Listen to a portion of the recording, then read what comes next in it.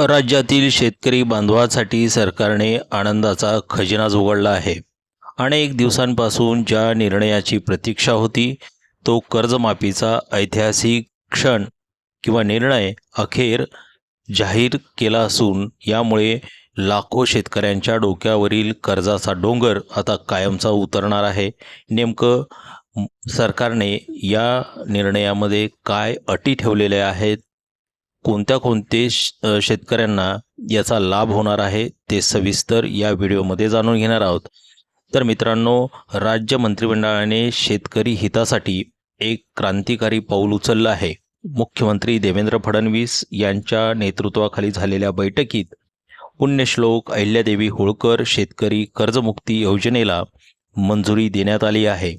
या योजनेचे सर्वात महत्त्वाचं वैशिष्ट्य म्हणजे यात जमिनीच्या क्षेत्राचा कोणताही निकष लावण्यात आलेला नाही. म्हणजेच लहान असो वा मोठा, प्रत्येक पात्र शेतकऱ्याला याचा लाभ मिळणार आहे. या योजनेची विभागणी 3 महत्त्वाच्या भागात करण्यात आली आहे, ज्यामुळे जास्तीत जास्त शेतकऱ्यांना फायदा होईल. एक, थेट कर्जमुक्ती. ज्या शेतकऱ्यांचं कर्ज 2 लाख रुपयापर्यंत आहे, त्यांचं संपूर्ण कर्ज माफ करून त्यांना पूर्णपणे कर्जमुक्त केलं जाईल. 2, एक वेळ समझौता. ज्यांचं कर्ज 2 लाखापेक्षा जास्त आहे, त्यांना 2 लाख रुपयापर्यंतची मदत सरकार करणार आहे. उरलेली रक्कम शेतकऱ्यांनी 31 मार्च 2027 पर्यंत भरायची आहे. 3, प्रोत्साहनपर लाभ.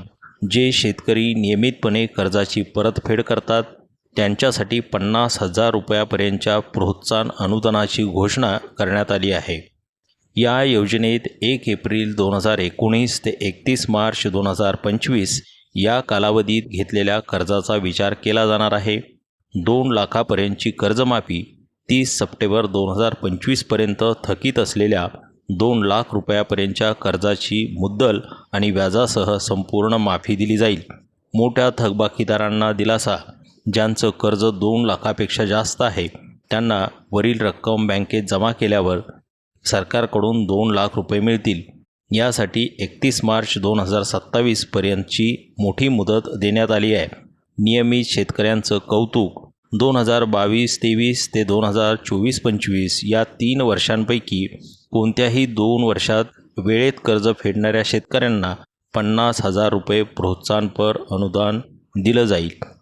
त्यानंतर या योजनेची पारदर्शकता राखण्यासाठी सरकारनं काही निकष लावले आहेत. राजकीय पदाधिकारी, सरकारी कर्मचारी, आयकर भरणारे व्यक्ती आणि सहकारी संस्थांमध्ये 25,000 रुपयांपेक्षा जास्त पगार घेणारे अधिकारी या योजनेसाठी पात्र नसतील. या योजनेसाठी आधार प्रमाणीकरण आणि ॲग्रीस्टॅक पोर्टलवर नोंदणी करणं अनिवार्य करण्यात आलेलं आहे.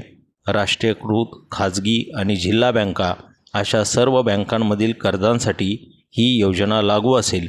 योजनेच्या जलद अंमलबजावणीसाठी मुख्य सचिवांच्या अध्यक्षतेखाली एक उच्चस्तरीय समिती देखरेख करणार आहे.